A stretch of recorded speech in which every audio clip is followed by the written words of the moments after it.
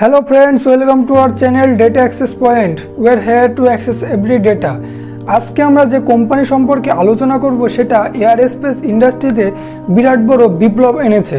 এই কোম্পানিটি মাত্র 20 বছরে এমন কিছু করে দেখিয়েছে যেটা অন্যান্য স্পেস এজেন্সি কখনো ভাবতেও পারেনি, এমনকি নাসাও না। এই কোম্পানিটার নাম হলো SpaceX। এই কোম্পানিটি তৈরি করেন এলন মাস্ক 2002 সালে। তো চলুন জেনে নেওয়া যাক এই কোম্পানিটি তৈরি হলো কি করে, এখন এরা কি কাজ করে এবং ভবিষ্যতে এদের পরিকল্পনা কি। Welcome to SpaceX. Here we are in the lobby. I mean, the very early days, you know, to have me. In 2008, SpaceX landed their first NASA contract. SpaceX was now officially in the space game. তো SpaceX company শুরু হয় 2002 সালে। এই কোম্পানিটির প্রথম কার্যালয় হলো California অঙ্গরাজ্যের হথর্ন নগরীতে। এই কোম্পানিটি তৈরির জন্য এলন মাস্ককে তার পেপ্যাল কোম্পানি বেচতে হয় ইবে কোম্পানির কাছে। সেই সময় পেপ্যাল কোম্পানির নেট ওয়ার্থ ছিল $1.5 বিলিয়ন। কিন্তু কোম্পানির ইনভেস্টর এবং পার্টনারদের টাকা ফেরত দেওয়ার পরে এলন মাস্কের কাছে $180 মিলিয়ন পড়ে থাকে। আর এই টাকাটা সে SpaceX, Tesla motor, solar city এই তিনটে কোম্পানিতে সমানভাবে ইনভেস্ট করে। এই তিনটে কোম্পানি ছিল ফিউচারিস্টিক টেকনোলজি। তো SpaceX কেন বানানো হলো, কী ছিল ওর প্রধান কারণ? তো এলন মাস্ক চেয়েছিল কমার্শিয়াল রকেট কোম্পানি তৈরি করতে, যেমন কমার্শিয়াল এয়ারলাইন্স হয় তেমনই কমার্শিয়াল রকেট কোম্পানি। আপনি যদি একটা কান্ট্রি থেকে অন্য কান্ট্রিতে পৌঁছান তখন সেটাকে বলা হয় ইন্টারন্যাশনাল জার্নি। তেমনই আপনি যদি একটা প্ল্যানেট থেকে অন্য প্ল্যানেটে যান তখন সেটাকে বলা হয় ইন্টারপ্ল্যানেটরি জার্নি। তো এক প্ল্যানেট থেকে অন্য প্ল্যানেটে মানুষ পাঠানোটাই এলন মাস্কের মুখ্য উদ্দেশ্য ছিল। 2001 সালে এলন মাস্ক পরিকল্পনা করেন মার্স ওয়েসিস নামক একটি প্রকল্পের, যেখানে তিনি মঙ্গল গ্রহে গ্রিন হাউস তৈরি করবেন বলে একটা পরিকল্পনা করেন এবং এই গ্রিন হাউসের মধ্যে গাছ জন্মায় কিনা সেটা পরীক্ষা করবেন। কিন্তু মঙ্গল গ্রহে মানুষ সহ রকেট পাঠানোর জন্য তার দরকার ছিল একটা রকেট, কিন্তু এই রকেটটা দেবে কে? সে ভেবেছিল রাশিয়া তাকে এই রকেটটা দিতে পারে, কারণ SpaceX তৈরির প্রথম দিকে এলন মাস্ক একটা নিউজে দেখেছিল রাশিয়া মিসাইল বিক্রি করছে। মাস্ক ভাবে যদি এখান থেকে সস্তায় মিসাইল কিনে এতে কিছু চেঞ্জেস করে নিজের একটা রকেট তৈরি করা যায়। এই ভেবে সে রাশিয়াতে মিসাইল কিনতে যায়। কিন্তু যখনই সে রাশিয়াতে পৌঁছায় তখন সে দেখে যে মিসাইলের দাম তার প্রত্যাশার থেকে অনেক বেশি। ফলে সে রাশিয়া থেকে আবার USA ফিরে আসে এবং নিজের একটা ছোট্ট টিম বানায় আর এটা ভাবে যে SpaceX তাদের নিজের রকেট তৈরি করবে। কিন্তু এলন মাস্কের কাছে কোনো অফিসিয়াল ডিগ্রি ছিল না রকেট সায়েন্স রিলেটেড। একজন ব্যক্তি যার রকেট সম্পর্কে কোনো জ্ঞান নেই সে একটা রকেট কীভাবে বানাতে পারে? এই জন্য অনেক ব্যক্তি তার সম্পর্কে অনেক খারাপ মন্তব্যও করে। কিন্তু সে কোনো দিকে কান না দিয়ে বিভিন্ন বই পড়ে রকেট সম্পর্কে গভীরভাবে তথ্য জানা শুরু করে আর রকেট তৈরির প্রত্যেকটা সরঞ্জামের দাম নোট করতে থাকে এবং শেষে এটা জানতে পারে যে সেই সময় যত টাকায় রকেট বিক্রি হচ্ছিল তার মাত্র 3% কস্টে একটা রকেট বানানো সম্ভব। দেখতে দেখতে কিছু বছরের মধ্যে সে একটা রকেট বানিয়ে ফেলে যেটার নাম দেয় ফ্যালকন 1। এটা 2006 সালের USA মার্শাল আইল্যান্ড থেকে সে লঞ্চ করে। কিন্তু রকেটটা কিছুটা উপরে ওঠার পর রকেটটিতে প্রচুর বড় এক্সপ্লোশন দেখা যায় এবং রকেটটি পুরোপুরি ডিস্ট্রয় হয়ে যায়।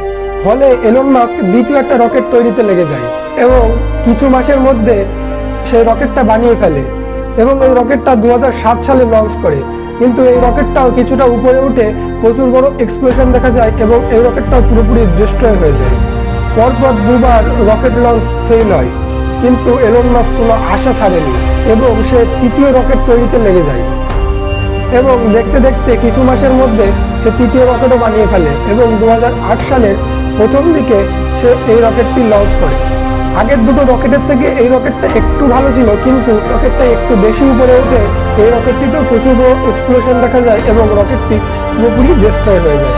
পরপর 3 বার রকেট লঞ্চ ব্যর্থ হলে এলন মাস্কের অনেক ফিনান্সিয়াল লস হয়। তার কাছে আর যা টাকা ছিল তা দিয়ে সে আর একটা রকেট বানাতে পারত। যদি এই রকেটটাও ফেল হতো তাহলে তার কোম্পানি পুরোপুরি ব্যাংক্রাফট হয়ে যেত এবং এলন মাস্ক সর্বহারা হয়ে যেত।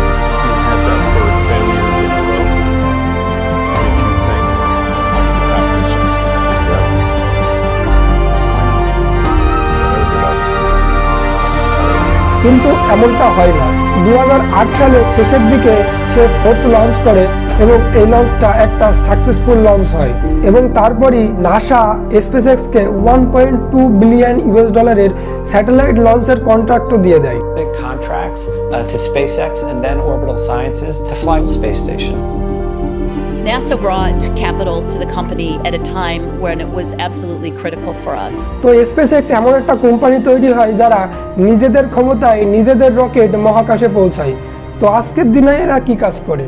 তো আজকের দিনেও তারা একই রকমের কাজই করছে, কিন্তু সেগুলো দেশের রকেট না, বরং রিইউজেবল রকেট, যেটা নাসাও এখনো বানাতে পারেনি। ইলন মাস্ক এটা ভেবে নিয়েছিল যে পৃথিবীতে যত কোম্পানির রকেট আছে সেগুলো প্রত্যেকটা ওয়ান টাইম ইউজ করা যায় এবং ওয়ান টাইম ইউজের ফলে স্যাটেলাইট লঞ্চ করতে অনেক খরচও পড়ে যায়। তো মাস্ক ভাবে যদি এমন কোনো রকেট তৈরি করা যায় যেটাকে দ্বিতীয়বার ইউজ করা যায়, এবং তারপরই কিছু বছরের মধ্যে সে একটা রিইউজেবল রকেটও বানিয়ে ফেলে, যেটার নাম দেয় ফ্যালকন 9। আজকের দিনে রকেটের 3টে স্টেজের মধ্যে প্রথম স্টেজটাকে পৃথিবীতে ফিরিয়ে আনা হচ্ছে এবং দ্বিতীয় স্টেজটাকে ফিরিয়ে আনার চেষ্টা চলছে।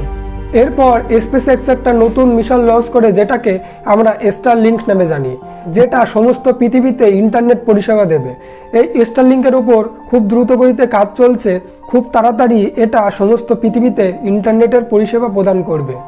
এছাড়া SpaceX একটা ড্র্যাগন ক্যাপসুল তৈরি করেছে, যেটার কাজ হলো ইন্টারন্যাশনাল স্পেস স্টেশন পর্যন্ত মানুষসহ পণ্যদ্রব্য পরিবহন করা। SpaceX এর একটা নতুন আপডেট ভার্সন তৈরি করেছে, যেটাকে আমরা ড্র্যাগন 2 নামে জানি। এটা এতটা শক্তিশালী যে ইন্টারন্যাশনাল স্পেস স্টেশনে পণ্যদ্রব্য সহ 4 জন মানুষকে একসাথে নিয়ে যেতে পারবে।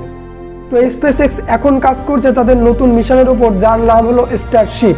এই স্টারশিপ পৃথিবীর সবথেকে অ্যাডভান্স রকেট হবে যখন এটা সম্পূর্ণ তৈরি হয়ে যাবে। আর এই স্টারশিপকে এলন মাস্ক তার মার্স মিশনের জন্য পাঠাবে। এলন মাস্কের বক্তব্য হলো 2026 সালের মধ্যে সে প্রথম মার্সে মানুষ পাঠাবে। কিন্তু এখানে সবথেকে বড় ব্যাপার হলো SpaceX এত বড় বড় মিশন এত কম সময়ের মধ্যে কি করে করে, মাত্র 20 বছরে, যেখানে অন্যান্য স্পেস এজেন্সির বয়স 50 বছরেরও বেশি। আমেরিকার নাসা 1958 সাল থেকে অ্যাক্টিভ, রাশিয়ার রসকসমস 1950 থেকে অ্যাক্টিভ, ইউরোপের ইউরোপ স্পেস এজেন্সি 1975 সাল থেকে অ্যাক্টিভ এবং ভারতের ইসরো 1969 সাল থেকে অ্যাক্টিভ। তো SpaceX আজকে যত বড় বড় মিশন লঞ্চ করেছে তার জন্য সম্পূর্ণ ক্রেডিট দেওয়া হয় এলন মাস্ককে, কারণ এলন মাস্ক যদি না থাকতো তাহলে SpaceX এর কোনো অস্তিত্বই থাকতো না। তো এই ছিল SpaceX এর কেস স্টাডি। তো ভিডিওটি কেমন লেগেছে কমেন্ট করে অবশ্যই জানাবেন, আর চ্যানেলটি সাবস্ক্রাইব করে পাশে থাকা বেল আইকনটিকে প্রেস করে দেবেন, যাতে পরবর্তী ভিডিওর নোটিফিকেশন আপনার কাছে পৌঁছায়।